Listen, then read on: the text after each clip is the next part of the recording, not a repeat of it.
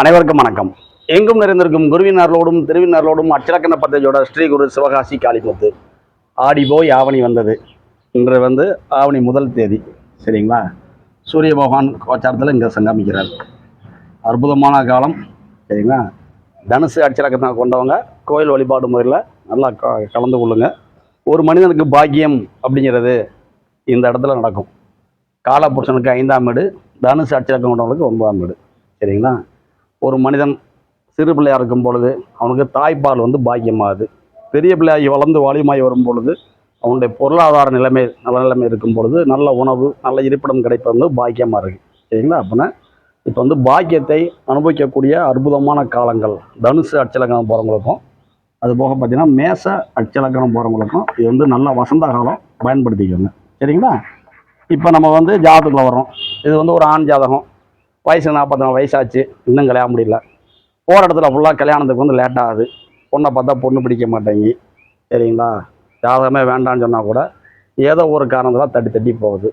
எனக்கு ஏன் அந்த பிரச்சனை? நான் போகாத கோயிலில் காளி ஆத்தா மாறி ஆத்தா அப்படின்னு எல்லா கோயிலுக்கும் போயிட்டேங்க. எனக்கு பொண்ணே அமையலை, பொண்ணே கிடைக்கல. ஏன் தான் இந்த சூழ்நிலை? நான் நல்லா வேலை பார்க்குறேன், எனக்கு நல்ல வருமானம் இருக்குது, ஆனால் எனக்கு பொண்ணு கிடைக்கல. இத்தனைக்கும் என்னுடைய தாய் தகப்பன் இருவருமே முத்தி ஆகிட்டாங்க. சரிங்களா? அத்தை மாமா குடும்பம் கிடையாது. சரிங்களா? நான் மட்டும் சிங்கிள் ஆள் தான். சரிங்களா? சகோதர சகோதரிகள் இருக்கிறாங்க. திருமணத்துக்கு ஏற்பாடு பண்ணுறாங்க, பொண்ணே கிடைக்க மாட்டேங்குது. ஏன் ஜாதகம் அப்படி என்னதான் பிரச்சனை கொஞ்சம் சொல்லுங்க அப்படிங்கிறாங்க. ரொம்ப இலகுவானது. இந்த ஜாதகருடைய பிறப்பு லக்னம் கன்னி.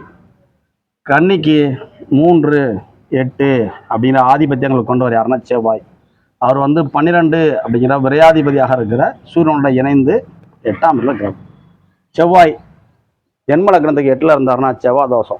சரிங்களா? அப்படின்னா செவ்வாய் தோஷத்தின் வீரியம் அப்படி அதீதமாக இருக்கும். நம்ம என்ன சொல்கிறோம், பிறக்கிறப்ப தான் சார் அப்படி செவ்வாய் 8ல் இருந்தார், செவ்வாய் தோஷம். இன்றைய வயதின் லக்னம் அப்படிங்கிற பிறப்பின் லக்னம் அட்சய லக்னமானது 44 வயசாது. அப்படியே கட்டங்கள் நகண்டு அப்படியே வர்றாங்க. அப்படி இப்போ அவிட்டம் 4க்கு வந்துருச்சு. செவ்வாய் 3ல் இருக்காரு. 3, 10க்கு ஆதிபத்தியம் பெற்ற செவ்வாய் 3ல் இருக்காரு. செவ்வாய் தோஷம் இல்லைங்க அப்படிங்கிறோம். சரிங்களா? அப்படி இருக்கிறப்ப அட்டமாதிபதி இடத்துல பிறப்பு காலத்துக்கு அட்டமாதிபதி இடத்துல அட்டமாதிபதி இருக்க செவ்வாய் வீட்டிருப்பதனால மரணத்துக்கு சமமான கண்டம் இருக்குமோ, உயிர் சேதம் இருக்குமோன்னு சொல்லிட்டு இந்த ஜாதகத்தை இணை சேர்க்க மாட்டேங்கிறாங்க. சரிங்களா? நம்ம அப்படின்னா என்ன சொல்கிறோம் அப்படின்னா, இப்போ திருமணத்திற்கு உகந்த காலம் தான் போய்கிட்டு இருக்கு. ஆடி முடிஞ்சு ஆவணி பிறந்துருச்சு. பொண்ணு மாப்பிள்ளை பார்க்குற இழுத்து பாருங்கள், உங்களுக்கு முறைப்படி கல்யாணம் முடியணுங்கிற பிராப்தம் இருக்குது. அப்படிங்கிறனாலையும் கொஞ்சம் தன் நிலையிலேருந்து கொஞ்சம் விட்டு கொடுக்கணும். அதாவது எப்படின்னா, இவர் கொஞ்சம் ஹைட்டாக இருக்க வச்சுக்கோங்களேன், கொஞ்சம் கட்டையாக இருந்தாலும் பரவாயில்ல. இவர் கொஞ்சம் ஒல்லியாக இருக்க வச்சுக்கோங்களேன், பொண்ணு கொஞ்சம் குண்டாக இருந்தாலும் பரவாயில்ல. இப்படி ஒரு சில விஷயத்தை இவர் விட்டு கொடுத்தாரு அப்படின்னா இவருக்கு திருமணங்கள் விரைவாக நடக்கும் அப்படின்னு சொல்கிறோம். அப்படி இருந்தாலும் பார்த்தீங்கன்னா இந்த ஜாதகருக்கு கணவன் மனைவி சார்ந்த ஒற்றுமைகள் ஒரு 8 ஆண்டு காலங்கள் சரியாக இருக்காதுன்னு ஜாதகம் சொல்லுது. எப்படின்னா, அட்சய லக்னாதிபதி கும்பத்தின் அதிபதி யாருன்னா நம்மளுடைய சனி பகவான். இதுக்கு களத்திரக்காரகன் அப்படிங்கிற 7ஆம் அதிபதி யாருன்னா நம்ம சூரிய பகவான். இருவருமே பகைப்பற்ற கிரகங்கள். சரிங்களா? இந்த சனி பகவான் இருக்கிற இடத்துல இருந்து இங்கேருந்து நம்ம அப்படியே சூரியன் எங்கே இருக்காருன்னு பார்த்தோம்னா, இவர் இந்த சனி பகவானுக்கு சூரியன் 8ல் இருக்காரு. அப்படின்னா 6, 8 சஷ்டாசகம். அப்படின்னா என்னன்னா, மனைவிக்கு கணவனை பிடிக்காதுங்க.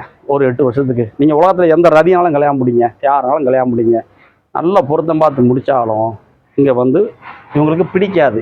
ஏன் பிடிக்காது அப்படின்னா, அட்சய லக்னாதிபதியாக இருக்கிற சனி பகவான் அப்படிங்கிற ஜாதகர் 8ஆம் இடம் அப்படின்றதுல இருக்கிறனால இவருடைய செயல்பாடுகள் தப்பாக இருக்கணும்னு இருக்கு. சரிங்களா? அப்படி இருக்கிறனால மனைவிக்கு கொஞ்சம் பிடிக்காது. அப்போ என்ன செய்யணும், ஒரு 8 ஆண்டு காலங்கள் நம்ம இவ்வளோ ஆண்டு காலங்கள் கல்யாணமாகாமல் இருந்தோம், இப்போ திருமணத்திற்கான காலமாக போய்கிட்டு இருக்கு, இப்போ திருமணத்துக்கான நேரமாகவும் போய்கிட்டு இருக்கு. அப்படின்னால நம்ம திருமணங்களை முடிக்க போகிறோம். இப்போ பாரம்பரிய முறைப்படி பார்த்தோம்னா இவருக்கு குரு திசையில் சுக்கிர புத்தி நடக்குது.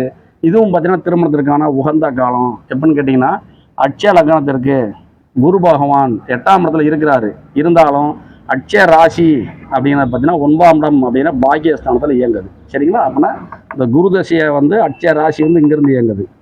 பிறப்பு கால சந்திரன் இங்கே இருக்காரு. அவர் நின்ற சாரம் உத்தரம் 4ன்னு நினைக்கிறேன். சரிங்களா? அப்படி இருக்கனால சூரிய தசை முடிஞ்சு இப்போ குரு தசைக்கு வந்திருக்குது. குரு தசையில் சுக்கிர பற்றி இயங்கிக்கிட்டு இருக்குது. சரிங்களா? 2026 வரைக்கும் இருக்குது. சரிங்களா? இந்த குரு பகவான் எங்கே இருக்கிறாரு? அட்சய லக்னத்திற்கு 8ல் இருக்கிறாரு. இருந்தாலும் சுக்கிரன் எங்கே இருக்காரு? இயங்குகின்ற புத்திநாதன் அப்படிங்கிற சுக்கிரன் யாருன்னா, இவர் அட்சய லக்னத்துக்கு 4ஆம் அதிபதி. அவர் நாளிலே இருக்கிறாரு அப்படின்னா இந்த தருணத்தில் இந்த புத்தி போகும் பொழுது இவருக்கு திருமணம் முடியணும்னு பாரம்பரியத்தில் ஜாதகம் சொல்லுது சரிங்களா. அதாவது அட்சய லக்னத்திற்கு அட்சய ராசியின் இயக்கங்கள் எப்படி இருக்கு அப்படின்னா ஏஎல்பி டு ஏஆர்பி 1-9 இருக்கு. அப்படி இருக்கனால செயல்பட முடியும் அப்படிங்கிறதும் இருந்தாலும் இப்போ இயங்கிட்டு இருக்கிற குரு தசை அட்சய லக்னத்திற்கு நமக்கு வந்து 8ல் இருக்கு. அப்படின்னா இதுவும் கொஞ்சம் ட்ரபிளாக தான் இருக்குது. ஜாதோட நிலைகள் வந்து கொஞ்சம் சரளமாக இருக்குது. இருந்தாலும் கல்யாணம் பண்ணிக்கிறதுக்கான காலமான உண்டு. ஒரு சில விஷயத்தை நம்ம விட்டு கொடுக்கும் பொழுது இவருக்கு வந்து திருமணம் முடியும் அப்படின்னு வந்து இந்த ஜாதகம் வந்து சுட்டி காமிக்குது சரிங்களா. அப்படின்னா நம்ம வந்து கொஞ்சம் நம்மளுடைய தாய் வீட்டு வழி வர்க்கம் போவாங்க பார்த்தீங்களா, அதாவது நம்மளுடைய கிழவங்கிளையும்பாங்கள்ல, அம்மா பெற்ற தாத்தா பாட்டி இந்த வர்க்கத்தில் ஏதாவது ஒரு சொந்த பந்தங்கள் ஒருத்தங்க இருக்கிறாங்கன்னா அவங்களுக்கு வாழ்க்கை கொடுக்கலாம். அப்படி இல்லை அப்படின்னோம்னா ஒரு சிலர் பார்த்தீங்கன்னா மதம் விட்டு மதம் மாதிரி இருப்பாங்க. இந்துவாக இருப்பாங்க, தாய் தகப்பன் வந்து கிறிஸ்தவமாக இருப்பாங்க. இப்படி இருவரும் கலந்து குழந்தை கிடச்சிருக்கும்ல, அப்படி கிறிஸ்தவ சர்ச்சுக்கும் போவாங்க, இந்து மத கோயிலுக்கும் போவாங்க. அப்படி ஏதாவது ஒரு வரன் இருக்குது அப்படின்னா அவங்களுக்கு உங்கள் வாழ்க்கை கொடுக்கலாம் சரிங்களா. இருந்தாலும் இந்த ஜாதகம் என்ன ஒரு டிஃபால்ட் அப்படின்னா, என்னைக்கெல்லாம் கோச்சார சூரியன் இந்த மேச மண்டலத்துக்கு வர்றாரோ, அதாவது சித்திரை மாதம் வச்சுக்கோங்களேன், இப்படி வரும்பொழுது நம்ம கொஞ்சம் அலர்ட்டாக இருக்கணும். இவங்க ஜாதகம் அப்படி சுட்டி காமிக்குது சரிங்களா. அப்படி இருக்கனால இவர் வந்து கொஞ்சம் தன்னைத்தானே தற்காத்துக்கிட்டு தனக்கும் தன் மனைவிக்குமான புரிதலை இவர் கொஞ்சமாக மேம்படுத்திக்கிட்டு தன்னைத்தானே சரிப்படுத்திக்கிட்டாரு அப்படின்னா திருமணம் வந்து நடக்கும். அப்படின்னா பிறப்பு கால லக்னத்திற்கு 8ஆம் இடத்திற்குரியவர் செவ்வாய் 8ல் இருக்கிறதுனால மேட்ரிமோனியில் போகும்பொழுது செவ்வாய் அப்படிங்கிறவர் செவ்வாய் தோஷத்தை உருவாக்குறாரு. அது 8ஆம் இடத்துல இருக்கிறாரு. 8ஆம் அதிபதியாக இருக்கிறனால திருமணம் வேண்டாம் வேண்டாம்னு ஒதுக்கி வச்சுருப்பாங்க. இப்போ இந்த செவ்வாயால் பாதிப்பு கிடையாது. திருமணத்திற்கான காலங்களாக தான் போய்கிட்டு இருக்கு. இருந்தாலும் அட்சய லக்னாதிபதியாக இருக்கிற சனிபானுக்கும் 7ஆம் இடத்து அதிபதியாக இருக்கிற சூரியனுக்கும் சஷ்டாசகமாக இருக்கனால திருமணம் முடிந்ததுக்கு அப்புறமும் கணவன் மனைவிக்குள்ள வந்து ஒரு சில கருத்து எழும் ஜாதகம் சுட்டி காமிக்குது சரிங்களா. கணவனை பார்த்து மனைவி பயப்படுறதும் மனைவியை பார்த்து கணவன் பயப்படுறதும் உண்டு. இப்போ நான் இந்த ஃபோனில் இப்போ ரெக்கார்டிங் பண்ணியிருக்கேன், மாடியில் இருக்கிறேன், கீழே இருந்து என் மனைவி என்னங்க அப்படின்னா போதும் இந்த வந்துட்டேன்னு கீழே போயிடுவேன். அப்படின்னா என்ன அர்த்தம், மனைவியை பார்த்து நான் பயப்படுறேன், நான் கீழே போனால் ஐயோ வீட்டுக்கார வந்துட்டாரு அப்படின்னு எனக்கு சேவனை பணிவிடலை அவங்க செய்வாங்க. அப்படி மனைவியை பார்த்து கணவனும் கணவனை பார்த்து மனைவியும் பயப்படக்கூடிய ஜாதகமாக இந்த நிலை கொண்டு போகுது. அப்புறம் திருமணத்துக்கான உகந்த காலமாக தான் நம்முடைய இயங்குகின்ற அட்சய ராசியும் போது அட்சய லக்னம் போது அவிட்டம் 4 திருமணத்திற்கான காலம். அழகாக திருமணம் முடிக்கலாம், திருமணத்தில் தடைகள் இல்லை. இது போக திருமணம் சார்ந்து ஒரு கோயிலுக்கு போச்சிருக்கோம், அந்த கோயிலை தொட்ட உடனே ஒரு கல்யாணம் வந்துடும், கல்யாணம் முடிஞ்சிடும் அப்புறம் வந்து சொல்லிக்கோ. இப்படிப்பட்ட இலகுவான ஜோட முறை ஜாதகர் எதனால் பாதிக்கப்பட்டிருக்காரு கேட்குறாங்கல்ல. ஏன் எனக்கு கல்யாணம் முடியல 44 வயசு ஆச்சுன்னு கேட்குறாங்களா, பதில் சொல்கிறோம்ல, சொல்லியிருக்கோம் சரிங்களா. இப்போ எப்படி கல்யாணம் முடியும், எப்படி வரன் வரும் அப்படின்னு சொல்லியிருக்கோம் சரிங்களா. தன்னை விட பூர்வத்திலையோ எடையிலையோ வளத்திலே கொஞ்சம் குறைவான ஒரு பெண்ணை திருமணம் முடிச்சுக்கோங்க, மாற்று மதத்துலேருந்து ஒரு வரன் முடிச்சுக்கோங்க அப்படின்னு சொல்லிக்கோங்க. ஏன் இதை சொல்கிறோம் அப்படின்னா, கிறிஸ்தவ சமூகத்தை சேர்ந்த ஒரு சிலர் பார்த்திங்கன்னா எங்களுக்கு இந்து மதத்தில் இருக்கிற இந்த ஜாதகத்தின் மேல் நம்பிக்கை இல்லை, அதனால் எங்கள் பொண்ணு உங்களுக்கு பிடிச்சிருக்கிறா, சரி கல்யாணம் முடிச்சுக்கோங்க நல்லா இருங்க அப்படின்னு ஆசீர்வாதம் பண்ணுறவங்க நிறையா பேர் இருக்காங்க.